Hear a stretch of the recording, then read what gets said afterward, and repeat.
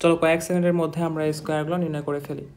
7 square হচ্ছে 49, 4 square হচ্ছে 16, 4 সাথে 28, 28 দুগুণে 56, তো এখানে হচ্ছে 6, 7, 4, 5। 7 স্কোয়ার 49, 2 স্কোয়ারে 4, 7 14, 4 দুগুণে 28, 9, 2, 7, 6 স্কোয়ারে 36, 6 দুগুণে 12, 1, 1, 1 শেষ।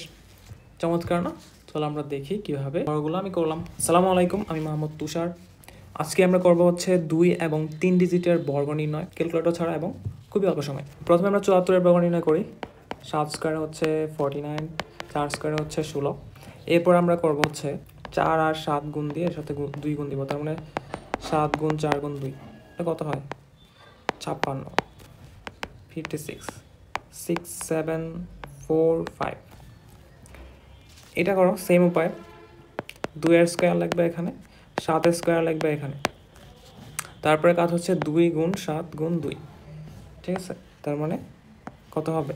2 গুণ 7 গুণ 2 হয় 28, 28, 9, 2 আর এখানে 7। এটাই, সব 2 ডিজিটের সংখ্যাই এই নিয়মের মধ্যে অন্তর্ভুক্ত। তার মানে যে কোনো সংখ্যাকেই তুমি এই নিয়মে বড় করতে পারবে।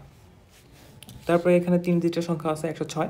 এই 3 ডিজিটের সংখ্যাকে আমরা 2টা ভাগে ভাগ করে নেব। যেমন এখানে 106কে প্রথমে আমরা 1 একটা পার্ট আর 06 এটা একটা পার্ট। তো প্রথমে আমরা নির্ণয় করবো 6-এর বর্গ। 6-এর বর্গ হচ্ছে কত? 36। তারপর আমরা করবো হচ্ছে আগের মতোই 1 আর এই পুরাটাকে আমরা একটা ডিজিট হিসেবে চিন্তা করলে 1 আর 6 গুণ 2, 1 গুণ 6 গুণ 2, দ্যাট ইজ 12। এটা আমরা এখানে লিখে দেবো 12। আর লাস্টে হচ্ছে 1-এর বর্গ কত? 1। আবার দেখো, প্রথমে এইটা আর এইটাকে 2টা পার্টে ভাগ করলাম, এই পার্টের বর্গ এখানে লিখবো, তারপরে এই পার্ট গুণ স্কোয়ার অর্থাৎ 3টার গুণফল 12 আমরা মাঝখানে লিখবো, তারপর 1-এর বর্গ আমরা লিখবো এখানে। এখন যদি কোনো সংখ্যা এখানে 3 ডিজিটে চলে আসে তাহলে তখন আমরা ধরো 136 আসলো, তাহলে 1টাকে ক্যারি ওভার করে আমরা 12-এর সাথে যোগ করে দেব। আবার 12তে যদি 112 চলে আসে তখন আমরা 1-এর সাথে এটা যোগ করে দেবো। পরেরটা করলেই বুঝতে পারবা। দেখো এখানে প্রথম আমরা করবো হচ্ছে 2 পার্টে ভাগ, 2 আর 13। 13 স্কোয়ার লিখবো এখানে, 2-এর স্কোয়ার লিখবো এখানে, মাঝখানে লিখবো 2 আর 13 গুণ করে 2 দ্বারা যোগ, ঠিক আছে? দেখো 13 স্কোয়ার হচ্ছে 169, এই যে এখানে তো 2 ডিজিট লিখতে পারবো ম্যাক্সিমাম, তাহলে 1টা ক্যারি ওভার হয়ে কার সাথে যোগ হবে বলো? গুণফলের সাথে। কার কার গুণফল নির্ণয় করতে হবে? 2, 13 আর 2, তো এটার গুণফল কত হয়? 52। এর সাথে ওই যে 169-এর 1 এখানে চলে আসবে, তার মানে 53 হবে এখানে।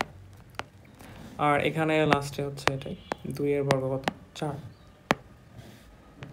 4 এখানে। এটাই শেষ। এই প্রসেসেও তুমি যে কোনো সংখ্যার বর্গ নির্ণয় করতে পারবা, কোনো সমস্যা হবে না আশা করি।